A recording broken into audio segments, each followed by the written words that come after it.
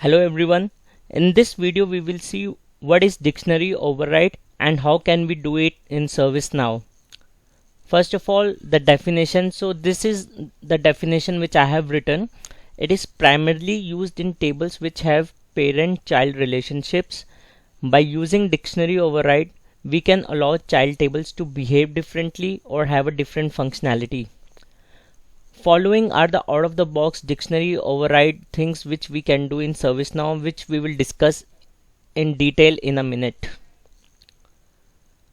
So in the demo, what I'm trying to do is to override the assignment group field on the incident table by making it mandatory. By default on task table it is not mandatory. So as you will be aware, the task table is the base table and incident, change and problem, and there are many other tables which are being inherited from task table. Assignment group is one of the field which is present in task table and we want to make it behave differently on the incident table. Out of the box and on the task table, the assignment group field is not mandatory and we will make it mandatory on the child table incident. And we will ensure that this doesn't become mandatory on problem or on the change table as well. Let's quickly jump to ServiceNow. First of all, if I go to the incident table and I'll try to create a new incident and I will give a short description and I will save this.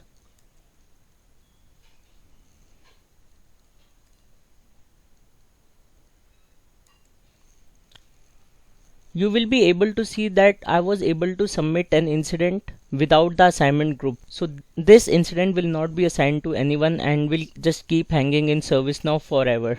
So what I want to do is to make this assignment group as mandatory on incident table so that it is assigned to some team or maybe the service desk team. What I can do is right click on this assignment group as an admin and I can say configure dictionary. And you see there is a page which opened for under sys_dictionary table, and if you notice this is the task table and not the incident table because this assignment group field is created on task table. And if you scroll down at the bottom, you can see there are 4 dictionary overrides already done out of the box called incident, KB feedback task, problem and problem task. So we want this particular field to behave differently on the incident table. Alternatively, you can type dictionary here, which is under system definition, and search for the same page.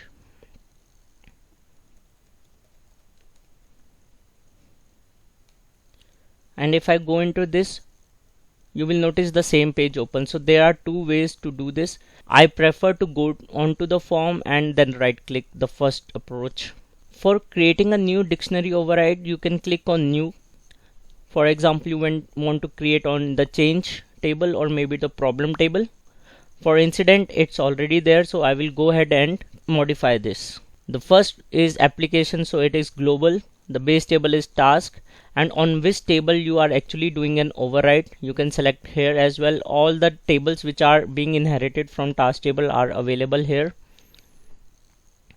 And then override reference qualifier. So if you want to override the reference condition, for example it is now referencing to the group table and doesn't have any conditions, but you want to put some conditions there, maybe active is true or maybe belong to some particular location or is of some particular type, you can do it on the override reference qualifier. Override dependent is used where actually you want to have this particular field as a dependent field, which is used in example of category subcategory. So that is similar to this. Override attributes is the column attributes. You can have tree picker is equal to false for this one incident, but in true for the change table. Moving on to the override default values. So these are the default values which are shown when you open the form or the new form, and you can give the default value here.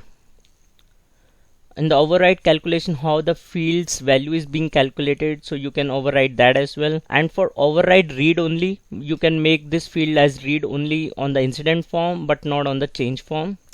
And override display value, you want to change the display value of the assignment group. For example, it is now showing as the group name, but you want to show it something different. You can do it on the override display value. And this is the one override mandatory we'll be using. And you see there is one checkbox which popped up, and if you click on this, assignment group field will become mandatory on the incident table but not on the other tables or the task table. I will just update this, and if I want to bring that override field on the view here, I'll just move it on the right, and now you see for the incident table the override mandatory is true. Let's quickly test this on the incident table. I'll again go to incident list and I'll try to create a new incident. So now you see a red asterisk sign against the assignment group field which shows it is mandatory. Let's quickly try this. I'll try to save this, and it says the assignment group field is mandatory. Similarly, let's go to the problem table